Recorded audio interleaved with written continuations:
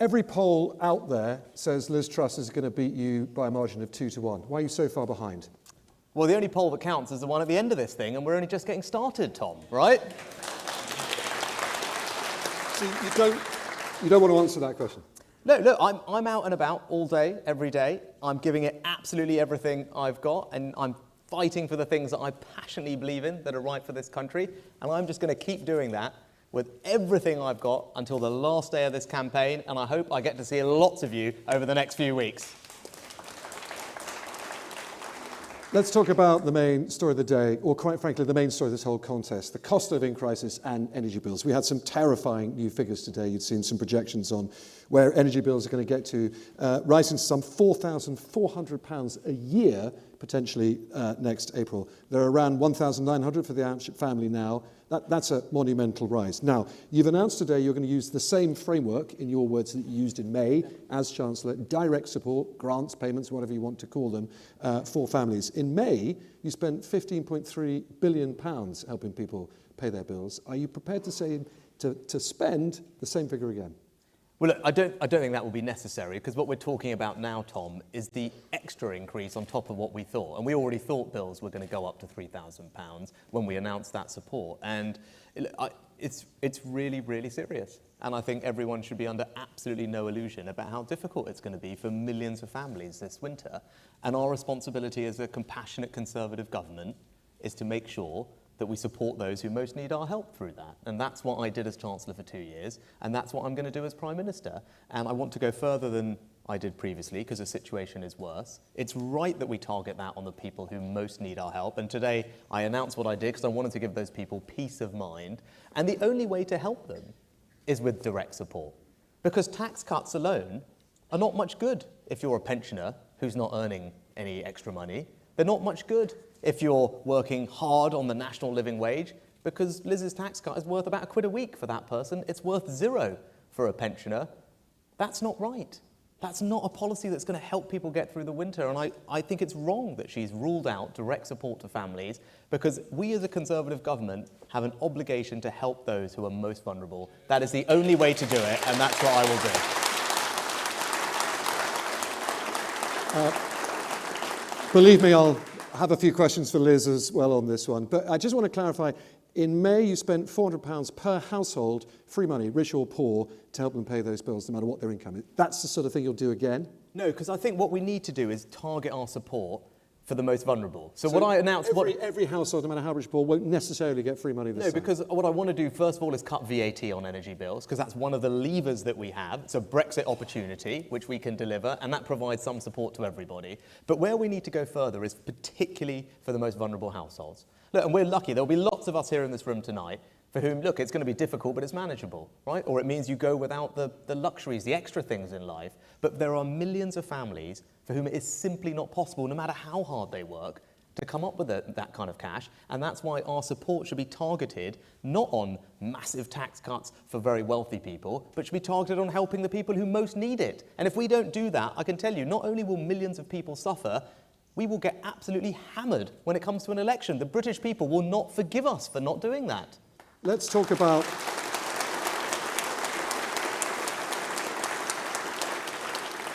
Let's talk about how you're going to pay for this. I mean, I think we agree we're in the billions here, don't we? Now, you've come up with efficiency savings. Now, that to journalists like me means, quite frankly, you've got no idea how you can pay. Efficiency savings, you can save 5 million, 10 million. You're not going to get to billions by efficiency savings. What you end up having to do is borrow a lot more, which is precisely what you just accused Liz Truss of doing. Well, so no, you're respectfully totally wrong, actually.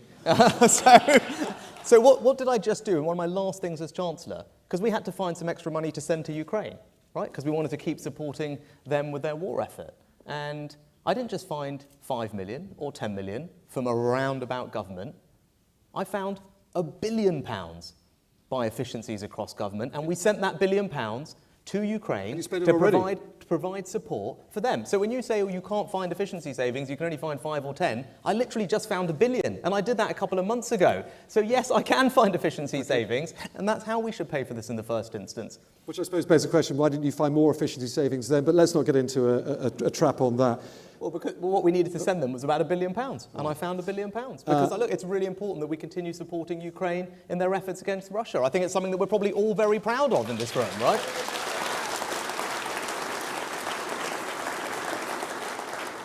Nevertheless, your critics say vast state handouts spent on propping up a failing economy is not exactly a very Tory thing to do. In fact, they accuse you of being Gordon Brown 2.0. Well, I tell you what is a Conservative thing to do. Conservatism is about being pragmatic, right? That has long been a tenet of our party.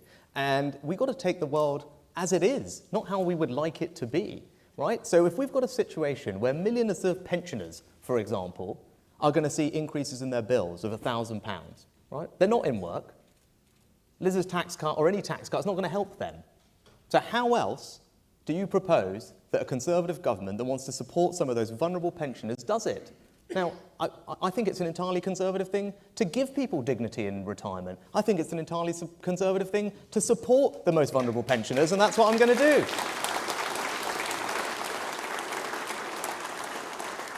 Now, the Director General of the CBI, Tony Danker, a man who you will know, has joined, I have to say, very loud calls across government, across party lines today to ask you, Liz Truss, and Boris Johnson to get together in a room and decide exactly what this sort of targeted help should be for people, not on the 6th of September, right now, because you just simply don't have 4 weeks to spare. Are you prepared to do that?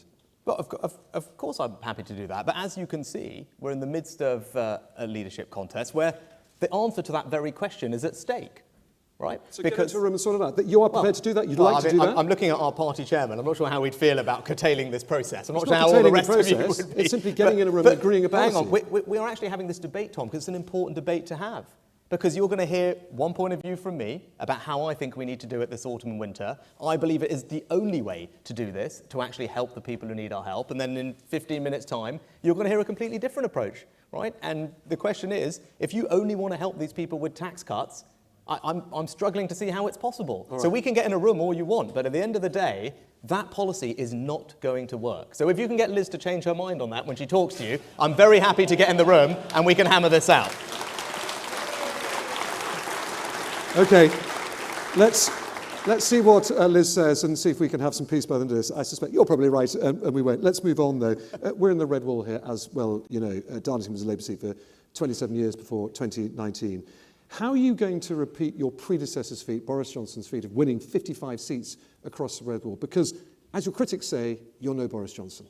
Yeah, well, look, for better or worse, none of us are Boris Johnson, right? I think I can be clear about that, right? And so, look, I'm really privileged to have the support of Ben Houchen, right? And if you think back to Ben's first election and his second election and all the change that's happened in our area over the last several years, which I talked about in my speech, right? That has been something that has been the product of an enormous amount of people's hard work and effort, and I am confident that I can continue to do that, and that's why Ben is supporting me, because he knows that I deliver for the people of the Red Wall, and I deliver not just practical things like the Treasury or free ports or investment in high streets and town centres and spreading opportunity. It's because my values are the same values as the people that we all live and work amongst, the people that we represent. It's those values of hard work, of family, of fairness and aspiration.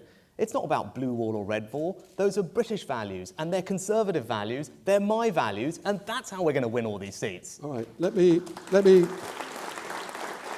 I want to ask you about you personally now, because it was noted in the Sunday Times this weekend, dare I say a Sunak-leaning newspaper, that you and your wife are personally richer than the Queen. Right. Now, what do you say to people who say to you, how on earth do you have any idea what life is like, a tough life is like for us? Yeah, so I think you're probably about the 10th person who's asked me this question, Tom, right, on this leadership trail. And, I think in our country, we judge people not by their bank account, we judge them by their character and their actions, right? And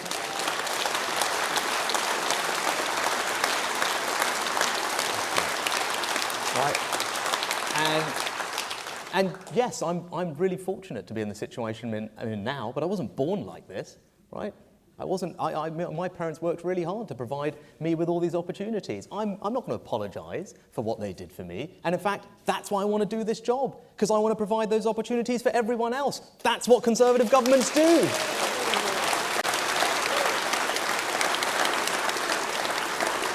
Okay.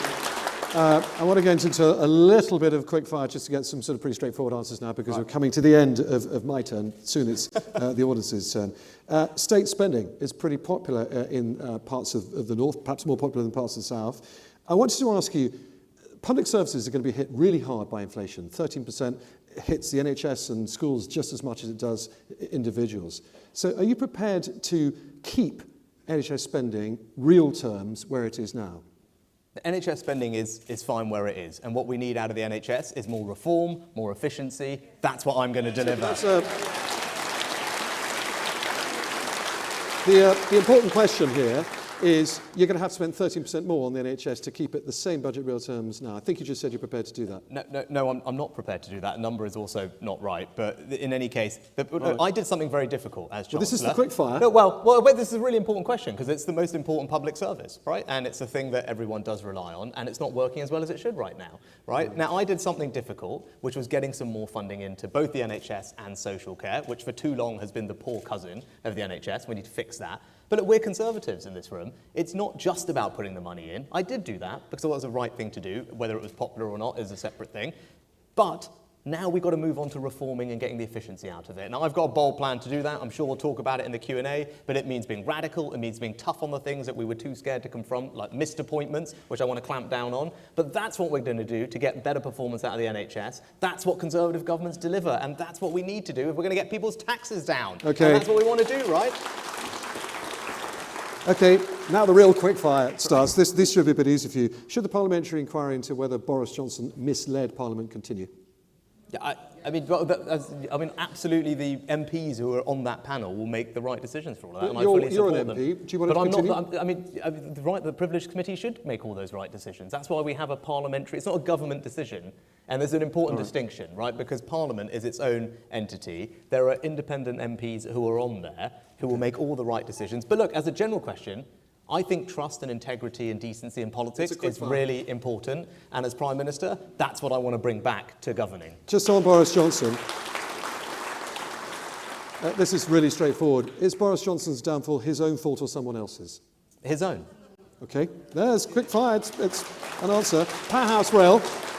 We're going to rattle through these, folks, so you get lots of time as well. Northern Powerhouse Rail, which is the high-speed link between Liverpool, Manchester and Leeds. The government recently said it's going to not do it. Would you reinstate it and do it? No, that's not right. The government actually said it was going to spend £96 billion over the next several years. But not on a high-speed link from east to west?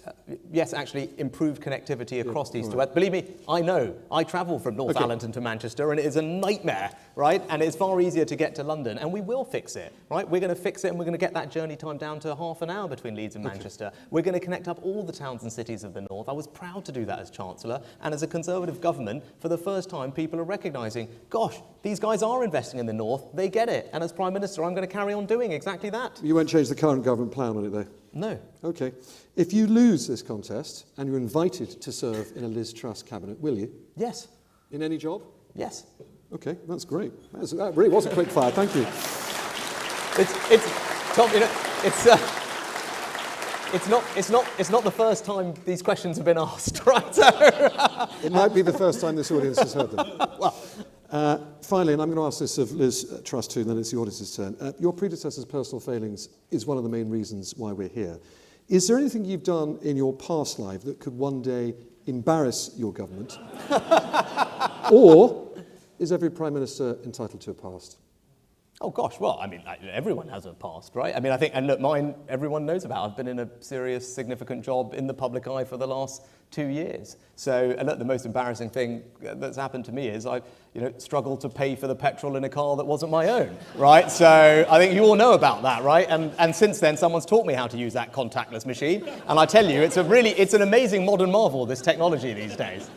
Some debate about whether that car was really yours as well. But well, I said it wasn't mine. Yeah, no, it's even doubly embarrassing, right? Okay,